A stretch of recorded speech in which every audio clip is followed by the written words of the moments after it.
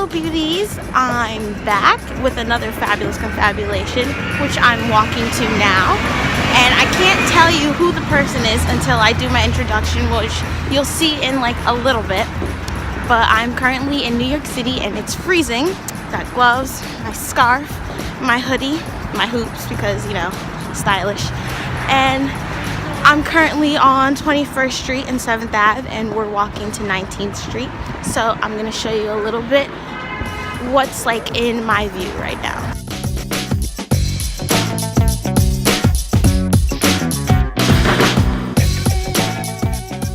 Hello beauties and welcome back to another Fabulous Confabulation with me, Jay Mills. Now today I have the pleasure of speaking with a beauty who has a heart for film, TV, and commercial. This beauty is a casting director at Liz Lewis Casting Partners, and she has casted numerous networks such as Lifetime, Oxygen, HGTV, and she also casted the show Chopped on the Food Network. She also casted the web series AG Life, which I am on. So I would like to welcome Rachel Reiss. Hello. Hi, how are you? I'm good. How are you? I'm good. Thank you for coming and chatting with me. Of course. Thanks for having me. So, what made you want to be a casting director? How did you get started? Yeah, I mean, it's one of those fields that you don't really go to school for, so you really fall into it. Okay. I was a total theater kid growing up. Really? We grew up near each other. Okay. So I went to a performing arts high school right near you. Oh, wow. What FPAC. Okay, never Yeah, heard it's in Howell. Okay, I actually have. Mm-hmm. So I went there, loved everything about theater, performing, loved just the rehearsal process in general. But my parents are lawyers, so I always had this logical part of my brain that wanted to put together all the pieces. Mm-hmm. So during college, I got home early one year. I started looking through all my playbills, saw that a lot of them were cast by the same company, gave them a call, asked if they needed help in the office, and that was it. Oh, wow. And I just fell into it. I did other stuff along the way, but was like, yeah, I think that's what I want to do. And wow. So you basically took the initiative and you did get an intern, basically? Mm-hmm. Okay. I started with an internship that turned into assistant positions, and then I worked my way up from there. Cool. Yeah. How can you explain, like, a typical day at work? What's a typical day at work? It really changes, especially because I don't do just film or just TV or just commercials. I do a little bit of everything. Okay. So my day can be as different from being on the phone with clients of mine, which are the directors, the producers, talking about what they want in their project and helping kind of put that on paper so I can find it. It could be prepping a session, so figuring out all the people I'm going to call in for that project. Or it could be me auditioning those people and working with them in the studio to get the best version of them and to match what the producer's looking for. So it really changes day to day, and sometimes it's all three in one day. That's fun, though. It's not, you know, you never know what's going to happen that day, and it's always something different. It's not a regular, you know, where you're just on the computer or something like that. Yeah. You're always doing something different, which is exciting. For sure. It's great. So has your education helped you as, you know, a casting director? Absolutely. So I went to Boston University, and I was actually a communications major, so not really in the theater field, but BU has a really great alumni program, and it was through an internship I did with BU. One of the people that I talked to while at that internship just so happened to be close friends with someone I applied to a casting job with. Oh. Totally randomly, like East Coast, West Coast, all collided. So they have a really great alumni network, and I'll try to help us out, get us internships. I still give back a lot and try to work with the Alumni Association. And it was a great school for anything film and TV related, for sure. That's nice. Yeah.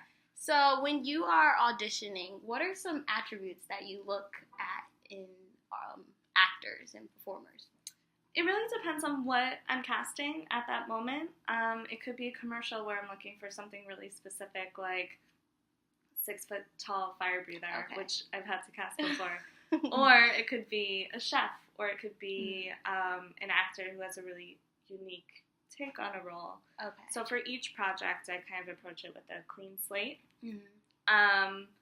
But generally, I'd say coming in prepared is always important. Mm-hmm. Knowing what you're in for. Okay. Some actors go on so many auditions that they just kind of show up, which they're busy. We're all busy. Yeah. But the more research you can do beforehand, the better you're going to do. And being excited to be there. Treat an audition and treat submitting to a project as a job. Right. Any job you would. Yeah. The same care you would take with sending your resume to a full-time job, it should be the same for And I'm sure being respectful is one of them as well. Of course. Yeah. Being on time. Right. All that. The little things. So for actors who are maybe just starting out, can you list like some of the do's and don'ts of, being at an audition? Yeah. So for someone starting out, say always sign in. Or just in general. Always sign in when you get there. I have a lot of people ask me whether you prefer if I'm early or late. Prefer if you're on time. That always helps. Come prepared, know what you're going to be doing in the audition, and if you haven't been told, which happens very often for commercials, do whatever you can to prepare yourself beforehand. So is that looking up the brand name, seeing what kind of stuff they do. Okay. If it's a film or TV project, look up the director and the creative team, because they obviously have a certain style, and that will just prepare yourself more. Okay. And just be respectful of everyone in an audition, whether it's the people you're waiting next to, the people in the room. Okay. At the end of the day, as casting directors, we want you guys and the talent to do the best job possible, because the better you guys look, the better we look. So we always have your back. So walk into that room knowing we're in this together. If it's a short take, maybe you did great. And if it ain't broke, don't fix it. Right. Just trust us and know that we have your best interest in mind as well. Okay. Yeah, that's a good one, because I'm an actor as well, and I know sometimes when I'm on audition or when I'm with my friends who are also at auditions, they're like, it was so short, like I don't think I made it or not. But really, you just really gotta just trust the process. Like you never know what's happening. Like, I mean, the open call. The first time I saw you was 3 minutes, maybe. Yeah, I'm like, it was short. Yeah. What are some things that actors shouldn't wear at auditions? Well, if it's a commercial, be aware of what brands you're wearing, because that's always important. You don't want to audition for a Nike commercial wearing Reebok. Yeah. Awkward. But besides that, just something that's neutral. You always want to stay away from crazy patterns, because cameras get iffy with that. White tends to wash a lot of people out. Okay. Also, be aware of where you're auditioning. Sometimes there's a white wall or blue wall behind you. If you have that knowledge, try not to blend in with the wall. Okay. So just stuff like that. Okay, good to know. So what would you say are some of the challenges of being a casting director? There are a lot of challenges. It's a lot of scheduling. We are the middlemen between the actors, the directors, the producers, the agency, the production company. There are a lot of people that we're trying to help and materialize what they're looking for. Okay. So we're dealing with a lot of people, and we're the middleman. Okay. So trying to make everyone happy at once or see the same vision can be a challenge, because everyone speaks differently, has different ideas. But that's one of the parts I love about it. My brother's a writer, so it's always fun for me to make something in his head materialize. Another challenge is also we are so involved in the pre-production of whatever we're working on. Once it's in production, we're kind of like, good luck. So, we get so invested in something and then have to go on to the next. Right. Yeah. There are many jobs in this industry, from producer to director to being the actor yourself. Why did you choose, the casting director? I think a lot of it is kind of what I touched on before, that I love hearing everyone's idea and how everyone sees something and trying to find something that makes everyone happy or is so out of the box that no one thought of it. I love that part. I love every project I get to be an expert in a new field, whether it's chefs or actors with a certain background, whether it's Shakespeare or whatever. Every project is looking for something different, so I get to really dive in and immerse myself in that project and what they're looking for. So that could be really fun. Nice. Yeah. And what is a TV show or a film that you would love to cast? Let's see. Do I think of one yet? I mean, I love shows like So You Think You Can Dance. Oh, stuff like that. Those are probably really fun. I have friends who have worked on them, really? and it's so much fun. So that's always something I look at and love. And this isn't a specific show or TV show, but there was one time I had a friend who needed a dog for a photo shoot, and I posted on my Facebook just casually, like, does anyone have a dog that fits this? And I got more responses for that than I have for most of the projects I've cast, so I think I need to cast something with dogs. Yeah, that's fun. Who doesn't love dogs? So, what's the difference, or what changes have you seen in the industry from when you first started to now? There are tons. Generally, for all of casting, it's way quicker because everything's digital. Yes. When I started casting, we would get physical headshots and mailed to us, hard copies for every project we were casting. So tons of headshots that we were considering for each project. We'd have to fax scripts to people. We recorded on mini DV tapes and then had to convert those to DVDs and mail them. So it was a long process. Yeah. Now everything's digital. We still like physical headshots, but usually only for like callbacks or something along those lines. That being said, always have your headshot on you, because it's when you don't have it that we'll ask for it. That is very true. And yeah, faster, quicker. Because of that, we can do more projects at once. That's nice. And then with commercials specifically, it's really changed because we used to trust authoritative figures, and you always looked to the big spokespeople to who you would trust and who you want to buy things from. That has totally changed. Now we buy things socially. So if you went to a restaurant you love and tell me to go, I'm more likely to go to your restaurant than this big critic who's like, this is the place you need to go. Yeah, that's true.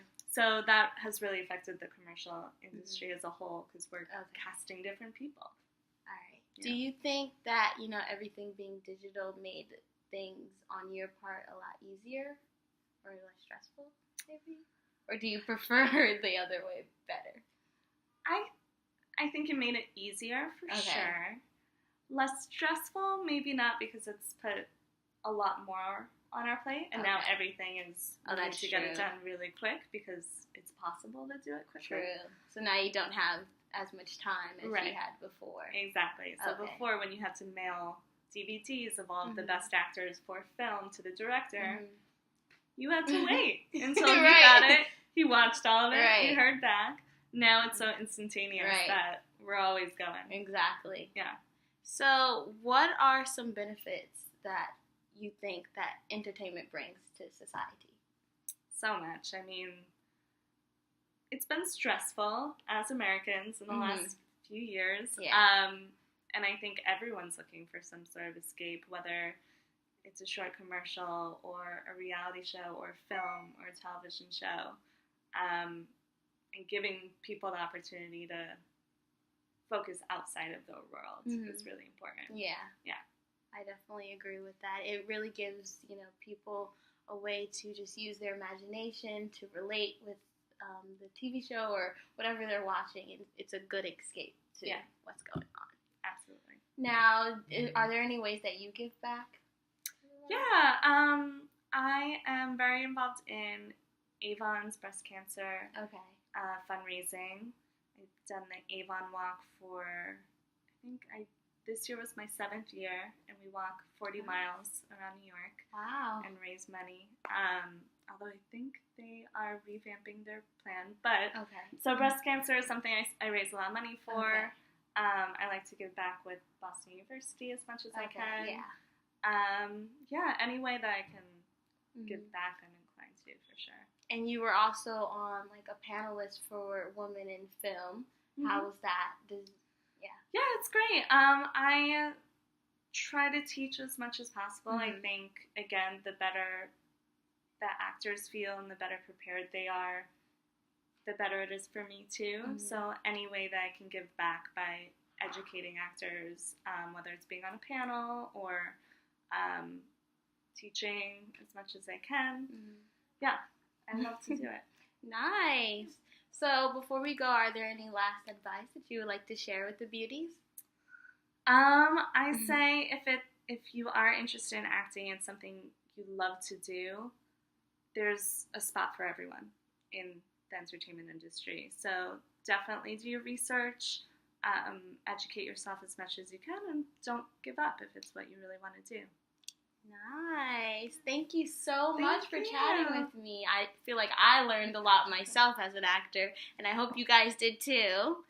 So before you go, I do have a little gift for you. Oh. You can open it. Oh, thank you.